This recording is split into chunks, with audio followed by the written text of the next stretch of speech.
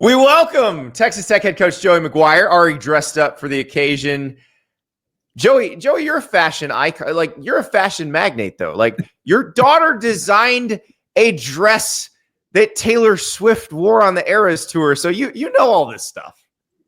Yeah, I don't know. I'm kind of like my man. I want to put a cowboy hat on, boots and jeans, and a sports coat, and that's a West Texas tuxedo. Yeah, I mean, I feel like I'm ready to go to Bob's Steakhouse right now because that is like, you wear the jeans that hug the cowboy boots.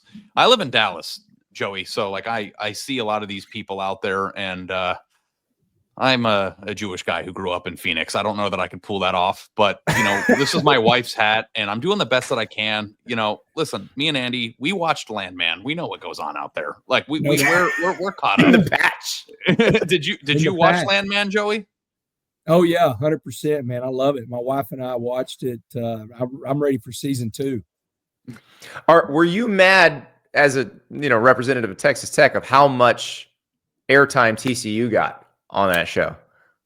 Well, it's kind of interesting. It probably has Monty's probably a lot like Cody Campbell and John Sellers. They both live in Fort Worth, but they fly out here every weekend for the game. But I did like that my guy wore a Texas Tech baseball hat, and then one of the engineers had a double T tattoo on his shoulder. Mm-hmm. So that West Texas, my guy, the quarterback's committed to Texas Tech. Young ladies going to Texas Tech, so we're getting plenty of airtime, for the double T. Do you think that Cody Campbell has like insane pool parties at his place in Fort Worth, and do you think we could come? That's a great question. I think Cody's a little bit more calm. You might have John Sellers with the crazy pool parties. I don't know. Those two together probably merged those two together to make up Monty. I could mess up a pool party, guys. Let me tell you. One time just the cowboy hat on. We got you. With my friends in my 20s, we went to a pool party in Vegas at Dre's nightclub during the day. And Joey, we're going to become best friends. But yeah, I drank a little bit too much, and it was 110 degrees outside. And we racked up a $5,000 tab, which sounds impressive, but it's not in Vegas. And I passed out and fell face first into the table and spilt everything. And they threw me out. And the best thing about it was I never had to pay the tab. So that's like one of the best one of the best stories I have. And I would love to do it in for Texas Tech football. I'll do it again. There you go. You mentioned Cody Campbell, and former player, just sold his company for multiple billions of dollars and has been helping you guys with your NIL. And I guess we start the story there because what I told the folks on the show is we had Dabo Sweeney on yesterday, and obviously Dabo not huge into the transfer portal. Right. You guys this year went as big into the transfer portal as you ever have. Ended up ranked number 1 in On3's transfer portal rankings and reshaped your roster.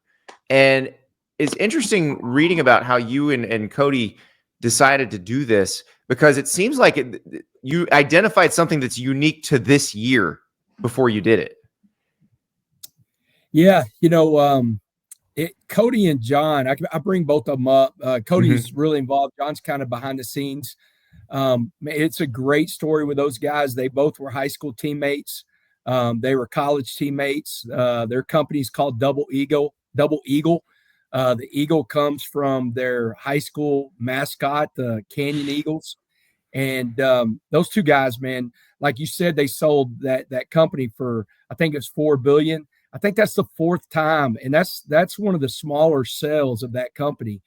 And so they've been hitting home runs for a long time. But the thing that Cody he saw really early, it was about mid-July. And we're in a meeting with him. It's me, him, Kirby Holcutt, Jonathan Boutros, and James Blanchard, my general manager. And he said, man, there's a time right now in college football where you're fixed to operate in 2 different worlds. If everything works out in April with the settlement, and it's the NIL world that we're operating in the last couple of years, and then the revenue sharing world. And we've got an opportunity to take advantage of that world. And that's what we did. whenever it came to the transfer portal in January. We identified great players. It did help that we just opened up a $250 million football facility. And so the combination of NIL, revenue sharing, and the best facilities in the country helped us go after some of the best players in the country. Joey, when you took over there, you had a very clear and identifiable strategy in terms of your roster assembly, right? Like you, in your history of being a Texas high school football coach, with the relationships that you had, you guys were going to go and find sneaky athletes that were maybe underrated, or, your connections in the state would bring you to, and you were going to, increase with Blanchard there in the personnel office, the baseline level of talent, right? I'm wondering, as the sport has continued to evolve, when you have landmen on your side, does your philosophy in terms of what you need to do in order to assemble a team that's competitive enough to win big changed at all, or is this it's just an addition to the original philosophy? I would say it's more the latter. I think it's probably more the addition to. I mean, our young guys are starting to become redshirt sophomores, redshirt freshmen, really growing. But I'm going to tell you guys, I'm proud of what we did last year, but I've never been more frustrated in my 30. That was 30 years, so going on 31 years. I mean, I'm watching Iowa State and Arizona State play in the Big 12 championship, and we beat both of them. We're centering the ball to kick a field goal against TCU, and we fumble. And what I hate saying, man, we were really close, but what gets you over the top is big people. We went heavy in the O-line and in the defensive line. We were terrible in the secondary last year. Both we had to get better personnel, but schematically. And so one thing we did is we went and got some DBs and we changed, coordinators. And so I think being that close and being frustrated really kind of pushed the needle, or pushed us to really go and be really aggressive in the transfer portal. And you look at what you guys brought in, it's kind of just in terms of, if there's a comparison point, maybe Ole Miss last year in terms of, of the level of quality, type of players, amount of starters you probably get out of it. And, it did help them, but I would imagine you put that level of talent into the Big 12, it's going to make a pretty big impact. Yeah, man, that's a great comparison because, that's one thing. We follow all of this, and they did make a huge upgrade, especially in their D line, and you saw how many guys they had at the combine, and you look like, even when TCU, like if you think about TCU, when they played in the Final Four and ended up beating Michigan, they had, I think, 12 guys, at least 10 guys at the combine. And so, the guys that are playing in the playoffs, it's good players, make you better coaches, and they have a lot of guys at the combine. And one thing, I think you add that, and this is no knock whatsoever. I'm not talking really about Ole Miss, but the increase of talent. And then my job right now, my primary job, the coaches' jobs are installing the new offense, the new defense, getting the guys to understand football. My job right now is to build this culture and build this team chemistry. We talk about it every single day, finding ways to bring this group together, make them closer, and really create a team, because you've got a lot of new guys that have 1 year left in their career. How do you get them as close as possible so they'll play hard together? Well, and I saw you have a PS5 in your office. Any of those new guys ever come in and just grab the sticks?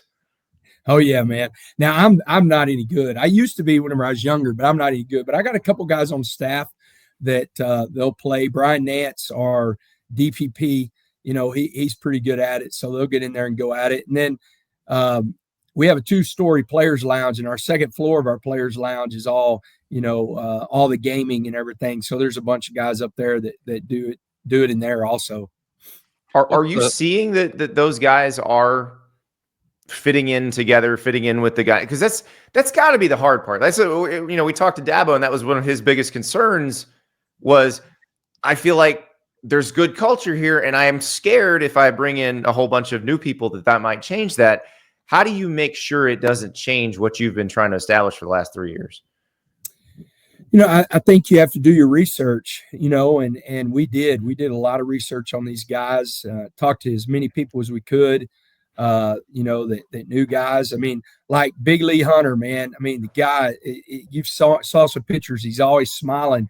I talked to Gus Malzahn. I knew Gus. I've known Gus for a really long time, and man, he just couldn't. He kept singing his praises about what kind of person he is, and so. Whenever you're doing that, and then the one thing we talked about a little bit off air, when you're at a place like Texas Tech, to where the town really is built around this university, there's so many great people in Lubbock, Texas, and I just keep hearing the guys over and over just what a great place this is, and they're really happy, and so.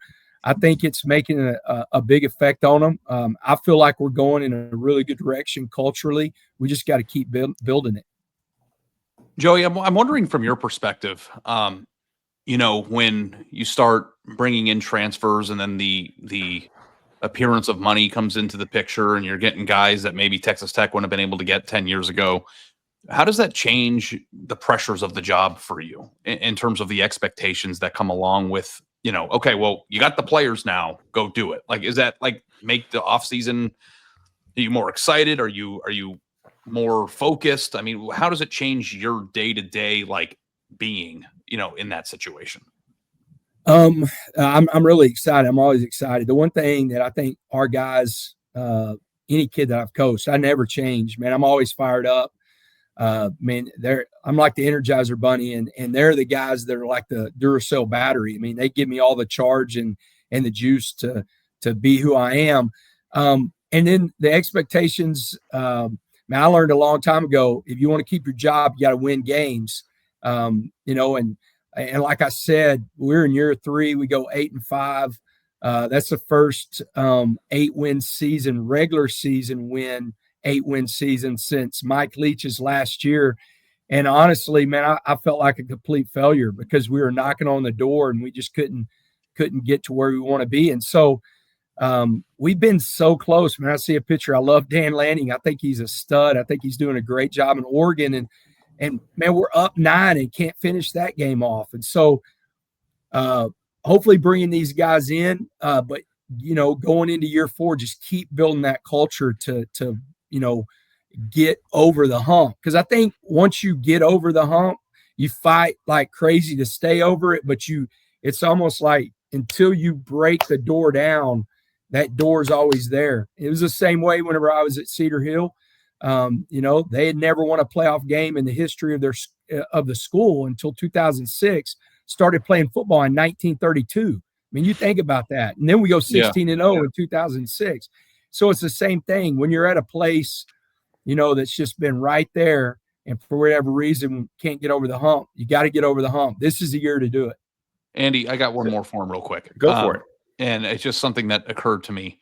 So I don't know if you know this about me, Joey, but before I got into this national position, I was on the Ohio State beat. And you guys were recruiting a gentleman named Calvin Simpson Hunt a few years ago. And you were one of the first programs to identify that kid who was a freak athlete and a huge important target for you. And then a big blue blood came in the last moment and swooped him away. And I was wondering, how frustrating is the aspect of that plan for you in terms of being able to identify guys in your state that you have connections with, and then not being able to close it at the end because a logo came in and had something to offer. But 2, do you think that the increase in the influx of funds into your program and the potential to win more will help you hold on to guys like that more often into the future? Like, is this a transcendent? You're not just both on the field, but how Texas Tech goes about their business in high school recruiting? Man, we're on the same wavelength as far as like, I think this is a huge pivotal year. And I need one. I got a black one, man. But I do. I think this is a huge pivotal year in Texas Tech football. Like, there is not only, what we want to do on the field, but to continue doing that on the field at the recruiting level we need to win at a really high level to show the improvement of the facilities, what we're doing revenue share wise, to be able to hold on to a guy like that. It's funny you're talking about that young man.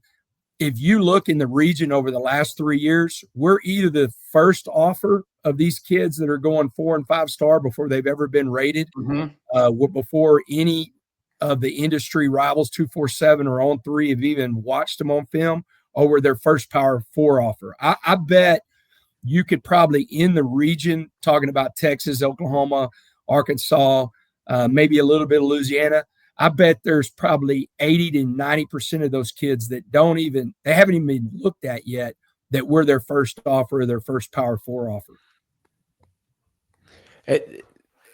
Now, though, I mean, if you do have the proof of concept, if you win this year, you've shown that from an NIL rev share standpoint that you're going to be competitive there. How does that change the conversations with those guys in the class of 26 and 27 and 28? Well, what we have to do, we did it with the transfers. The guys that we were battling for, Quentin Joyner, the guys we were battling for, Lee Hunter, the guys that we were battling for, Howard Sampson and Romello Height. They're all the same guys that, Ari just talked about it, that we're losing some of these guys at the high school level. I think with putting that all together and putting a great year together, now we're not going to lose those battles. Or a lot of times we're in the mix right at the end, and like you said, maybe somebody comes in and takes that top guy. I think you put all this together, 26, 27, 28, you've got a chance to really hit some home runs whenever it comes to the high school recruiting. The one thing, though, I always believe, and I'll continue, is we're not going out there, and if you see, we're usually the first offer or one of the first offers. We're not going out there and chasing guys that are stars. Those stars usually come after we've offered the kid and some of these other guys are offered. We don't really look. I never look at like who's offered a kid, and that's what makes me offer the kid. We have a model that we want to recruit to. We're going to continue doing that. It just so happens that we're usually ahead of the curve whenever it comes to getting in and offering these guys first. And you have an atypical model, Andy. I mean, I don't know, if you want to tell because podcast listeners don't know, but like you have like certain physical tests that a kid has to, like certain height, certain speed, certain jump, right? That a kid has to pass before you even consider it, just from an athletic standpoint. Is that correct? Yeah. Yeah. We're recruiting. We want guys that have NFL traits. We want guys, we had a talk this morning about an offensive tackle that we really like, and we want to get a couple of tackles to 3 tackles in this 2026 class. And that's what we talked about. I mean, the first thing I said, I was like, okay, we've got his measurables. Here's his arm length. That tells us that he could play tackle and he's not a tackle guard type guy. We want to go after this kid as a tackle. And so it is, man, we want verified measurables. We want guys that play multiple sports. We love track guys, whether it's a shot, disc. We've got a kid coming in from South Dakota that should win the state track meet and shot. Again, he threw 60+ feet last year as a junior. And so we're looking for those traits. I know a lot of people are, but those traits just for us mean just as much as the film does. Well, that's why I remember talking to Nick Saban about that. And I said, well, what happens if a guy isn't quite tall enough? He's like, listen, I'm not stupid. I can see if they can play football too, but this helps a lot to narrow everything down. Yeah. And there's times that my son, now he's on staff. I remember the first year, I won't bring up the kid. He's not with us anymore, but he was like, Dad, you went outside of your rules, and made an exception. And I'll never forget my first time sitting in a meeting with Phil Snow. He was a defense coordinator at Baylor with us. And I said something about a kid, and he said, Joey, that kid's probably an exception. But if you recruit that way, you're going to have a lot of exceptions on your roster, and those exceptions get you fired. I spent the weekend with Wes Welker, and I'm telling you, there's only one Wes Welker, and if you start saying, hey, this is the next Wes Welker, there's still a lot of people looking for the next Wes Welker. There's only one of them. I was going to ask you earlier in the show about this 2-story player lounge. What's the snack situation in there? Oh man. Well, it starts with a snack. My snack situation outside my office is better. We're powered by hot Cheetos and honey buns. And our head dietitian, Hannah, you're all about that, aren't you? I blacked out. What'd you just say? Yeah, the guys love it, man. And I can hear the wrappers rustling, and as soon as I hear somebody out there, I jump up and say who. My old office, I could see who was out there. This I can hear it and get them in there. We could do the podcast there in the second story. We've got a recording studio Cool. on the second floor in the players lounge where all the gaming is, and on the first floor we have pool and pop a shot and ping pong and all that stuff. But the second story has the all the gaming and has the recording studio. Sounded like an invitation, Andy. Did you hear that? I think it did. I think we got to get ourselves to Lubbock. Yeah. Yes.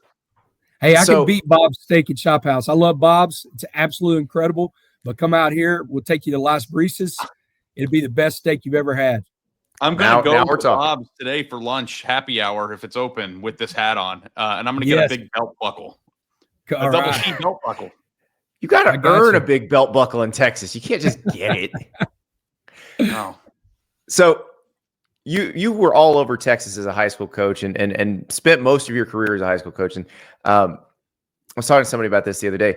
How much does having been a high school coach and dealing with all of those situations, whether it's the players, their parents, prepare you for dealing with the NIL era in college football? Because you mentioned Gus Malzahn earlier. Gus told me once when he was a high school coach in Arkansas, like he lost a starting offensive lineman to the rodeo. Like, coach, I got to devote myself to the rodeo. I'm out. Like, how many of those situations did you face as a high school coach that got you ready for this? Yeah, in this world that we're living in right now, it kind of takes me back to high school where, I was talking to the 7th grade parents a lot more, and while we were snapping in the shotgun in 7th grade, and you're dealing with a lot more of whether it be parents, uncles, and aunts and agents, but it's kind of, you're back in that world that I lived in. Whenever I was there in Crowley and in Cedar Hill. So it prepared me a lot. I do think, I always think that at the high school, in my interview, I told Kirby, I asked him, I said, well, how many athletes are you in charge of at Texas Tech? And he gave me the number. And I said, Kirby, in Cedar Hill, Texas, I had more football players from 7th grade to 12th grade than what you do total athletes in your program. So I'm used to dealing with the volume that you have to deal with and what I have to deal with. And I think that really prepared me for this job. I wanted to ask you, Joey, about James Blanchard. As the world of personnel people expand and the GM thing is happening now and all these certain things, I think that, as you know quite well, that James is one of the most respected people in that path. What's he meant to your program, and how important is it to have somebody who, views talent accumulation, but just the way that they, analyze these kids and see whether they're the types of kids that will develop and, have the measurables that you're looking for? Like, what has he meant to your program and just upping the just baseline athletic ability of the roster?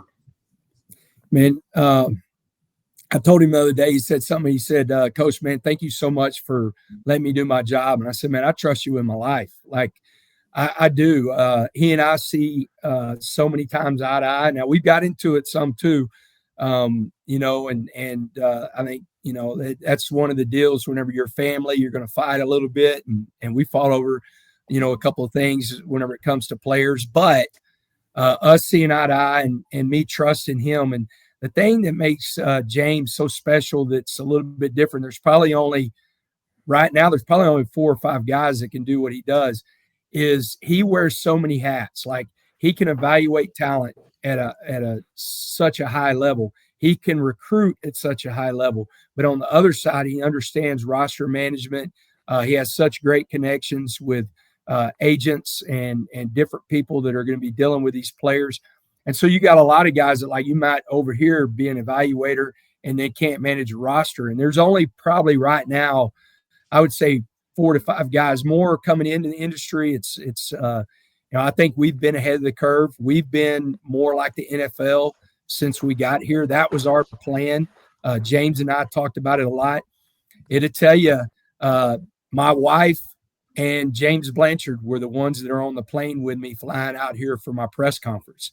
Those Debbie and James, those were the 2 guys. We got great picture of he and I walking off the plane together, and it was huge to keep him. We'll keep battling that, and people will keep coming after him. I think, us winning at a high level too also gets him to understand what he's done here and what we can do here. Well, and you mentioned keeping him. Notre Dame came after him. How do you handle that conversation? How do you make sure he knows he's valued and make sure he stays with you? Well, it didn't help. He's a really good dad, and his oldest daughter, she's in 4th or 5th grade, I believe. She cried all day. So I was a big fan that, she didn't want to leave Lubbock, Texas. He and I talked about that a lot. I understood. I totally understood. We had great conversations about this. The 2 things that I said to him, I think it's really important in the world we live in. You have an opportunity to be a great dad. We have a very open policy here. The wives and the kids are welcome. We'll have a bunch today after practice, and so I want him to understand that, his family comes first. And then the other part is I'm going to allow him to do his job at the highest level. A lot of people could talk about it, but if you don't believe in it, you're going to keep stepping on his toes. And I think he realizes what he has here, and you're taking a chance walking away from what you've helped create. And then the last thing I told him, I said, look, if you're going to leave in a year, man. Don't walk away from a roster that you really helped create. And we have such a good roster. Don't walk away now. Don't have any regrets whenever you turn around and you're like, man, I wish I would have stayed that one more year because it was so special. So we close our interviews with the same question, Coach. So I apologize. I didn't prep you for this before we started, but sometimes I like it off the rip a little better. What are your rules for life? Or if it's one rule, it could be multiple rules, but what are Joey McGuire's rules for life? And I always interrupt Andy before you answer, just to give you an example, because some coaches just do the tendency of football stuff. One of our guests said, never mess with somebody or pick a fight with somebody with a big belt buckle. It could be anything. So if there's for me, never order or eat at a restaurant that specializes in multiple types of cuisine. That's my rule. It could be anything. Yeah, I love it. Well, this is number one. If they have biscuits and gravy on the menu, I'm ordering it. I don't care what time of day it is. If a restaurant has biscuits and gravy on the menu, I'm going to order biscuits and gravy. And then on the football side, man, I really believe, and we talk about it all the time, people miss the mark, man. When my feet hit the floor, I have a choice. I might take a deep breath before my feet hit the floor because I might be tired. But, man, when my feet hit the floor, I have a choice to have a great day. I'm going to have some bad moments in that day, but I'm not going to have a bad day. And so I really think that's a choice, and I want my guys to see the same guy every day. So, there's a couple different rules I live by. I try to wear flip-flops every day during the summer if I can. We talked about the biscuits and gravy. But the other part is, man, I'm going to be fired up. These dudes are going to get the same guy every single day. Every single day they're going to get the same guy, and they deserve that. And so those are just some of the things I live by. I think we're going to get biscuits and gravy now. Yeah. That's a great that freaking came out of your rule. mouth. That's an incredible rule. Yeah. I can't believe I didn't think of it first. That's tremendous. Yeah, I had it for dinner the other day. Biscuits and gravy, man. Listen, there's never a bad time for biscuits and gravy. I gotta tell you, Nope. you gotta help me out with this, Andy, because I don't think I've ever ordered that ever. Oh my God! See, you come out here, I've got a place to go. Cast iron skillet, man. It's a little hole in the wall. I'll take you there for breakfast, then we'll go to Las Brisas for dinner. Oh my God. I got biscuits and gravy spots in every part of the country. I don't have one in Lubbock, but I think it's high time I learned. I'll come out there just to hang out as friends. I'm not even going to do my job out there. I'll just come. Yeah. I'll just come for a long weekend. No, that was tremendous, Joey. Really appreciate you being here. Thank you, Joey. You bet, man. I enjoyed it.